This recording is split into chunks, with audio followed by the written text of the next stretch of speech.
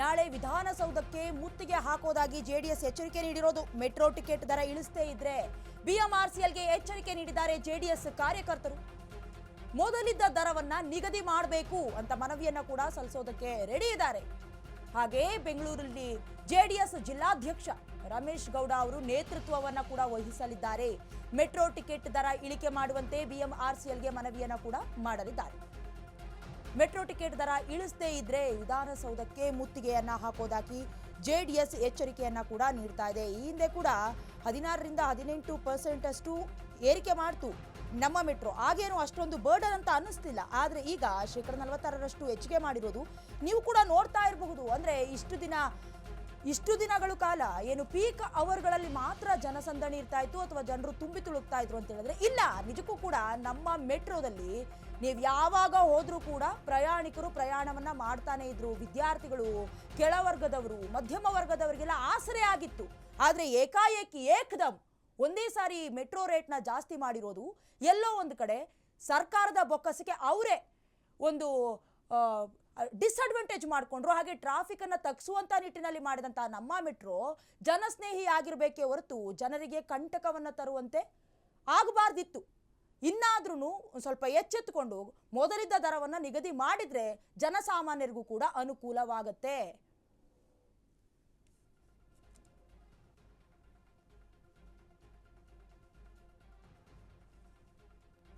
ಇದೇ ವಿಚಾರವಾಗಿ ಹೆಚ್ಚಿನ ಡೀಟೇಲ್ಸ್ ಅನ್ನ ಕೊಡ್ತಾರೆ ನಮ್ಮ ಪ್ರತಿನಿಧಿ ಲಕ್ಷ್ಮಿ. ನಿಜಕ್ಕೂ ಕೂಡ ಹಾವು ಸಾಯಬಾರ್ದು, ಕೋಲು ಮುರಿಬಾರ್ದು, ಈ ರೀತಿಯಾದಂತಹ ನಿಲುವನ್ನ ನಮ್ಮ ಮೆಟ್ರೋ ಎಲ್ಲೋ ಒಂದ್ ಕಡೆ ಹೊಂದಿದ್ಯಾ ಅಂತ. ಯಾಕಂತ ಹೇಳಿದ್ರೆ ಇವಾಗ ಮೆಟ್ರೋ ಟಿಕೆಟ್ ದರ ಇಳಿಸ್ತಾ ಇದ್ರೆ ಗರಿಷ್ಠ ಹಾಗೆ ಕನಿಷ್ಠ ಬೆಲೆಯ ಕಡಿಮೆ ಆಗಿಲ್ಲ. ಅಂದ್ರೆ 20 ರೂಪಾಯಿ ಹಾಗೆ 90 ರೂಪಾಯಿ ಹಾಗೆ ಇರುತ್ತೆ. ನಡುವಣ ಅಂದ್ರೆ ಸ್ಟೇಜ್ಗಳಿಗೆ ಸಂಬಂಧಪಟ್ಟಂತೆ ಎಲ್ಲೋ ದರ ಪರಿಷ್ಕರಣೆ ಆಗುತ್ತೆ ಅಂತ ಕೂಡ ಹೇಳಲಾಗುತ್ತೆ.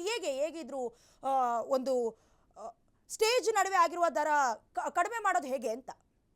ಎಸ್ ಡಯಾನಾ, ಈಗಾಗಲೇ ಏನು ಬೆಂಗಳೂರಿನ ಟ್ರಾಫಿಕ್ ಅನ್ನ ಕಡಿವಾಣ ಹಾಕುವುದಕ್ಕೆ ಅಂತಲೇ ಬಂದಿರುವಂತದ್ದು ಅಂತಂದ್ರೆ ಅದು ನಮ್ಮ ಮೆಟ್ರೋ. ಎಲ್ಲೋ ನಮ್ಮ ಮೆಟ್ರೋ ಇವತ್ತು ಜನರ ಮೇಲೆ ಒಂದು ರೀತಿಯಲ್ಲಿ ಹೊರೆಯನ್ನ ಹಾಕ್ತಾ ಇದೆ ಅಂತ ಹೇಳ್ಬೋದು. ಯಾಕಂತಂದ್ರೆ ಈಗಾಗಲೇ ಸುಮಾರು 5 ದಿನಗಳಿಂದ ಏನು ಚರ್ಚೆ ಆಗ್ತಾ ಇದೆ, ನಮ್ಮ ಮೆಟ್ರೋ ಬೆಲೆ ಏರಿಕೆಯಲ್ಲಿ, ಪ್ರಯಾಣ ದರದ ಏರಿಕೆಯಲ್ಲಿ ಏನು ಚರ್ಚೆ ಆಗ್ತಾ ಇದೆ, ಇದಕ್ಕೆ ದಿನದಿಂದ ದಿನಕ್ಕೆ ಒಂದು ರೀತಿಯಲ್ಲಿ ಟ್ವಿಸ್ಟ್ ಪಡಿತಾ ಇದೆ ಅಂತಾನೆ ಹೇಳ್ಬೋದು. ಈ ಎಲ್ಲವನ್ನ ಕುರಿತು ಇವತ್ತು ಸಹ ಬಿಎಂಆರ್ಸಿಎಲ್ ಒಂದು ಮಹತ್ತರವಾದಂತಹ ಸಭೆಯನ್ನ ಇವತ್ತು ಹಮ್ಮಿಕೊಂಡಿತ್ತು. ಸಭೆಗೂ ಮುನ್ನ ಸಿಎಂ ಸಿದ್ದರಾಮಯ್ಯ ಅವರು ಕೂಡ ಒಂದು ಟ್ವೀಟ್ ಅನ್ನ ಮಾಡಿದ್ರು. ಈ ಕುರಿತಾಗಿ ಅಂದ್ರೆ ಯಾವ ಸ್ಟೇಜ್ಗಳಲ್ಲಿ ಬೆಲೆ ಏರಿಕೆ ಆಗಿದೆ ಅದರ ಕುರಿತು ಒಂದು ಏನು ಮಾಹಿತಿಯನ್ನ ನೀವು ಸಾರ್ವಜನಿಕರಿಗೆ ತಿಳಿಸಬೇಕು ಅಂತ ಈಗಾಗಲೇ ಸಿಎಂ ಸಿದ್ದರಾಮಯ್ಯ ಅವರು ಕೂಡ ಟ್ವೀಟ್ ಮಾಡಿದ್ರು. ಈ ಹಿನ್ನೆಲೆಯಲ್ಲಿ ಎಚ್ಚೆತ್ತುಕೊಂಡಿರುವಂತಹ ಬಿಎಂಆರ್ಸಿಎಲ್ ಇವತ್ತು ಮಹತ್ತರ ಸಭೆಯನ್ನ ಕರೆದಿತ್ತು. ಸಭೆಯಲ್ಲಿ ಒಂದಷ್ಟು ಮಾಹಿತಿಗಳನ್ನ ಹೇಳಿರುವ ಪ್ರಕಾರವಾಗಿ ಯಾವುದೇ ರೀತಿಯಾದಂತಹ ಬದಲಾವಣೆಗಳು ನಮಗೆ ಇಲ್ಲಿ ಕಂಡು ಬರ್ತಾ ಇಲ್ಲ. ಯಾಕಂತಂದ್ರೆ ಬೆಲೆ ಏರಿಕೆಗೂ ಮುನ್ನ ಯಾವ ರೀತಿಯಾದಂತಹ ದರ ಇತ್ತು ಆ ದರದಲ್ಲಿ ಯಾವುದೇ ರೀತಿಯಾದಂತಹ ಬದಲಾವಣೆ ಇಲ್ಲ.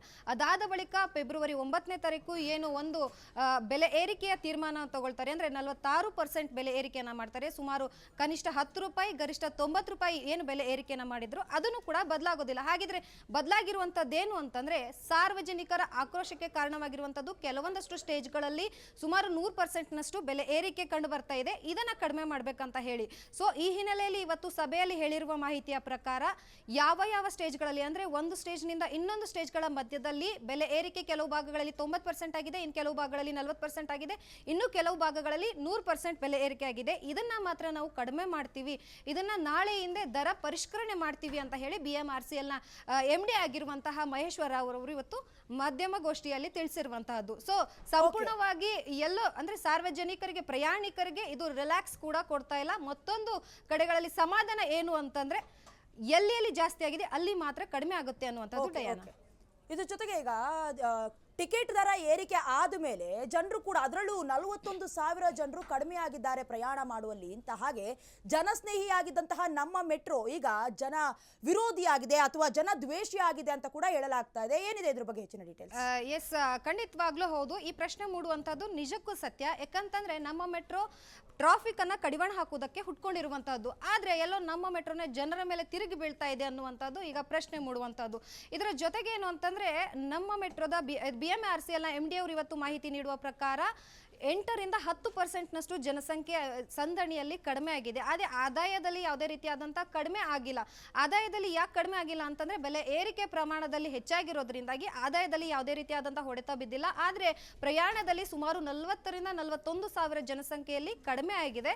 ಸೊ 8ರಿಂದ 10%ನಷ್ಟು ಕಡಿಮೆ ಆಗಿರೋದ್ರಿಂದ ನಮ್ಮ ಮೆಟ್ರೋಗೆ ಯಾವುದೇ ರೀತಿಯಾದಂಥ ಏನು ಹೊರೆ ಬೀಳೋದಿಲ್ಲ ಅನ್ನುವಂಥದ್ದು. ಸೊ ಇನ್ನೊಂದು ನಿಟ್ಟಿನಲ್ಲಿ ಇದು ಕಾಲೇಜ್ ವಿದ್ಯಾರ್ಥಿಗಳ ಮೇಲೆ ಹೆಚ್ಚಾಗಿ ಸಮಸ್ಯೆಯನ್ನ ಉದ್ಭವಿಸ್ತಾ ಇರುವಂತಹದ್ದು. ಸಾಕಷ್ಟು ವಿದ್ಯಾರ್ಥಿಗಳು ಏನು ನಮ್ಮ ಮೆಟ್ರೋ ಮೇಲೆ ಅವಲಂಬಿತರಾಗಿದ್ರು, ಅವರಿಗೆ ಒಂದ್ ಕಡೆಗೆ ಇದು ದೊಡ್ಡ ಸಮಸ್ಯೆಯಾಗಿನೇ ಕಾಡ್ತಾ ಇರುವಂತಹದ್ದು.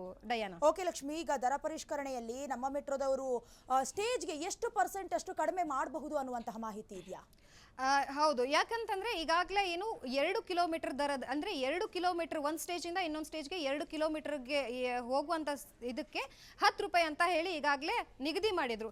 ಸೊ ಈ ನಿಟ್ಟಿನಲ್ಲಿ ಕೆಲವು ಭಾಗಗಳಲ್ಲಿ 40 ರೂಪಾಯಿ ಇದ್ದಲ್ಲಿ ಅಲ್ಲಿ 15ರಿಂದ 17%ನಷ್ಟು ಕಡಿಮೆ ಆಗುವಂತಹ ಸಾಧ್ಯತೆ. ಸಂಪೂರ್ಣವಾಗಿ ಯಾವ ಸ್ಟೇಜ್ನಿಂದ ಇನ್ನೊಂದು ಸ್ಟೇಜ್ಗೆ ಎಷ್ಟು ಪರ್ಸೆಂಟ್ನಷ್ಟು ಹೆಚ್ಚಳವಾಗಿದೆ.